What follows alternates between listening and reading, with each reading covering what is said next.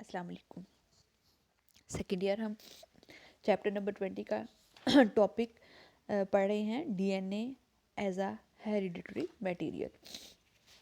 इसमें मैंने कल आपको ग्रिफिथ के एक्सपेरिमेंट्स पढ़ाए थे कि ग्रिफिथ ने जो है वो नीमोकोकस बैक्टीरियम के ऊपर काम किया था और उसने कुछ ऑब्जर्वेशंस किए थे अपने एक्सपेरिमेंट्स के दौरान, जिसमें उसने ट्रांसफॉर्मेशन के प्रोसेस को डिफ़ाइन किया था। इसने ये एक्सपेरिमेंट्स जो हैं जब परफॉर्म किए तो इसके जो रिज़ल्ट्स थे ये अनपब्लिश्ड रहे, क्योंकि ये इनको क्लियरली जो है वो इनकी डिटेल नहीं दे सका, तो ये अनपब्लिश्ड रिज़ल्ट्स थे। उसके बाद जो है 1944 तक जो है ये रिजल्ट्स अनडिस्कवर्ड रहे और स्ट्रेप्टोकोकस जो था इसके ऊपर फर्दर कोई भी काम नहीं हो सका और ट्रांसफॉर्मेशन का जो प्रिंसिपल था उसके ऊपर फर्दर जो है वो कोई डिटेल जो है फर्दर कोई काम नहीं हो सका। ट्रांसफॉर्मिंग का जो एजेंट था ट्रांसफॉर्मेशन के लिए, उसके ऊपर फर्दर एक्सपेरिमेंटेशन जो थी वो कुछ साइंटिस्ट ने स्टार्ट की। That scientists were and they performed a series of experiments, and these scientists were Oswald Avery along with his colleagues or friends Colin McLeod and MC Carty। इन्होंने जो है वो फिर ट्रांसफॉर्मिंग प्रिंसिपल के ऊपर further जो है वो काम किया और इन्होंने फर्दर एक्सपेरिमेंटेशन की ग्रिफिथ के एक्सपेरिमेंट्स को बेस बनाकर। इन्होंने क्या किया, इन्होंने एक्सपेरिमेंट किया, इन्होंने दोबारा उसी मिक्सचर को लिया जिस मिक्सचर के जो है अनएक्सपेक्टेड रिजल्ट्स आए थे। वो मिक्सचर मैंने आपको कल पढ़ाया था जिसमें उन्होंने डेड स्मूथ स्ट्रेप्टोकोकस और लाइव रफ स्ट्रेप्टोकोकस जो है इनका मिक्सचर बनाया और इस मिक्सचर को उन्होंने, जो कि ग्रिफिथ ने अपने एक्सपेरिमेंट में यूज़ किया था, उन्होंने दोबारा इसी मिक्सचर को इंजेक्ट किया माइस के अंदर। लेकिन इन्होंने यहाँ पर कुछ मॉडिफिकेशन की। इन्होंने क्या मॉडिफिकेशन की, इन्होंने जितनी भी प्रोटीन थी उसको रिमूव कर दिया। ठीक है, जो इतनी ज़्यादा इन्होंने रिमूव कर दी प्रोटीन कि इन्होंने आलमोस्ट 99.98% प्योरिटी जो थी वो अटेन की, और तमाम प्रोटीन जो थी वो रिमूव करने के बावजूद जो ट्रांसफॉर्मिंग एक्टिविटी थी ये रिड्यूस नहीं हुई। जब उन्होंने एक्सपेरिमेंट किया, जब उन्होंने माइस को इंजेक्ट किया ये मिक्सचर, तो डिजीज़ कॉज हो गई माइस के अंदर। इसका मतलब ये था कि प्रोटीन जो थी वो तो क्योंकि सारी रिमूव हो गई थी, इसका मतलब ये हुआ कि ट्रांसफॉर्मिंग जो एक्टिविटी थी वो प्रोटीन की वजह से नहीं थी, वो प्रोटीन कोड की वजह से नहीं थी, बल्कि जो ट्रांसफॉर्मिंग प्रिंसिपल है वो डीएनए था। क्योंकि प्रोटीन डाइजेस्टिंग एंजाइम या आरएनए डाइजेस्टिंग एंजाइम ने प्रिंसिपल जो इसकी एक्टिविटी थी, जो ट्रांसफॉर्मेशन की एक्टिविटी थी, उसको रिड्यूस नहीं किया। लेकिन अगर हम उसी मिक्सर के अंदर डीएनए डाइजेस्टिव एंजाइम डाल देते और अगर हम डीएनए के थ्रू डीएनए को डिग्रेड कर देते तो ट्रांसफॉर्मिंग एक्टिविटी जो थी वो डिस्ट्रॉय हो गई। तो फिर यहाँ से ये कंक्लूजन आया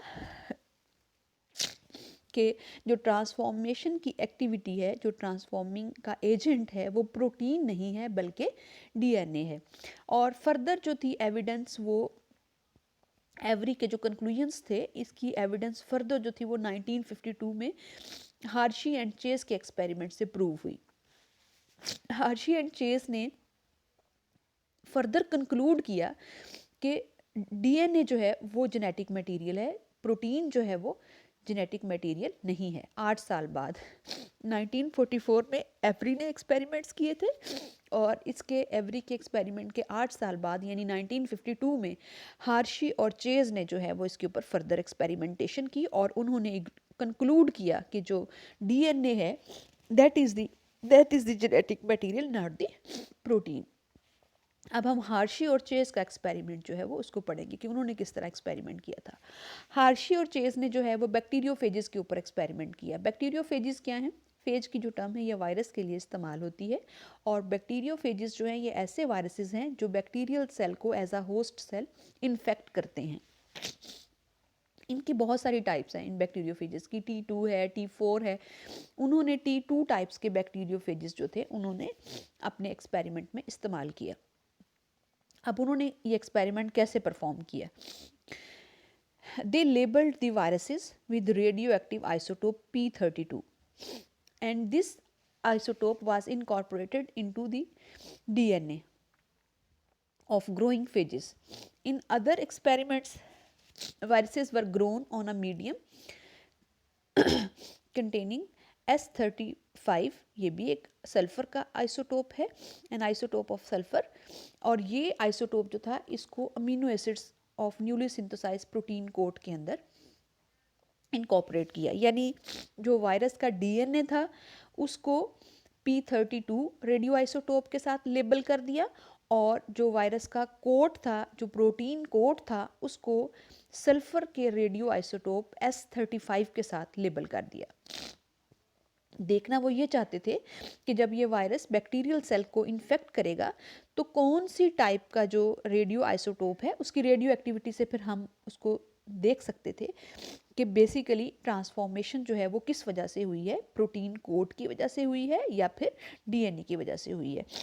इस डायग्राम में आपको नज़र आ रहा है कि देखिए डीएनए को P32 रेडियो एक्टिव आइसोटोप के साथ लेबल किया गया है, जबकि प्रोटीन कोड को S35 के साथ जो है वो लेबल किया गया है। Now these viruses were allowed to infect the bacterial cell. This is the bacterial cell and these are the phages which are infecting the bacterial cell because these are bacteriophages.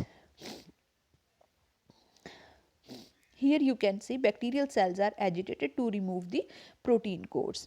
After infection देखें यहाँ पर सारे के सारे protein codes जो हैं इनको agitation से रिमूव कर दिया गया। एजिटेशन का मतलब है कि बहुत तेज़ी के साथ हिलाना, इतना तेज़ी के साथ जैसे आप शेकर में डाल के शेक कर लेते हैं किसी चीज़ को, तो उस तरह जो है इसको एजिटेट करके जो है वो प्रोटीन कोड को रिमूव कर दिया गया। अब उन्होंने जब एक्सपेरिमेंट के रिजल्ट्स चेक किए तो उन्होंने देखा कि जो S35 एक्टिविटी थी ये मीडियम में मौजूद थी और जो P32 रेडियो एक्टिविटी थी ये बैक्टीरियल सेल के अंदर मौजूद थी। तो इस एक्सपेरिमेंट ने ये कंक्लूड किया कि जो पैलेट था हमारे पास बचा उसके अंदर जो है वो P32 है, और जो हमारे पास सुपरनेटेंट था उस एजिटेशन के बाद जो हमारे पास एक मिक्सचर का जो एजिटेटेड पार्ट, एजिटेशन के बाद जो हमारे पास सुपरनेटेंट आया था उसमें S35 रेडियो एक्टिविटी थी। तो इस एक्सपेरिमेंट से ये कंक्लूजन आया कि प्रोटीन कोड के पास ट्रांसफॉर्मेशन की एक्टिविटी नहीं है। असल में जो ट्रांसफॉर्मेशन का एजेंट है, जो ट्रांसफॉर्मिंग एजेंट है, दैट इज़ द डीएनए, और hereditary information injected into the bacteria specified the new generation of viruses was DNA and not the protein. तो हार्शी और चेस के जो एक्सपेरिमेंट्स थे इन्होंने ये प्रूव कर दिया कि जो जेनेटिक मटेरियल है वो डीएनए है, जो ट्रांसफॉर्मिंग एक्टिविटी है वो डीएनए की वजह से है, प्रोटीन की वजह से नहीं है।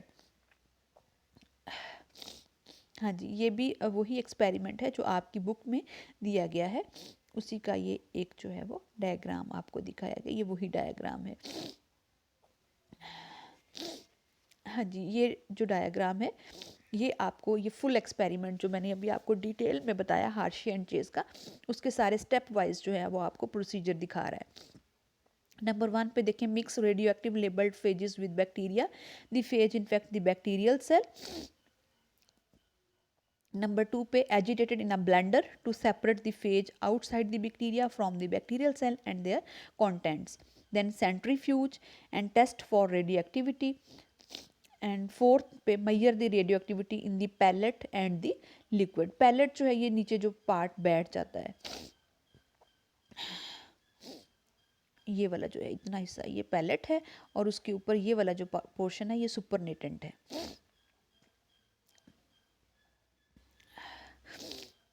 तो रेडियो एक्टिव डीएनए ये ग्रीन में शो किया गया है, जबकि जो S35 वाला जो पोर्शन था उसको येलो में लेबल किया गया है, येलो में शो किया गया है। तो ये उन एक्सपेरिमेंट का स्टेप वाइज जो है वो प्रोसीजर है। तो यहाँ तक जो है ये क्वेश्चन आपका कंप्लीट हो गया है।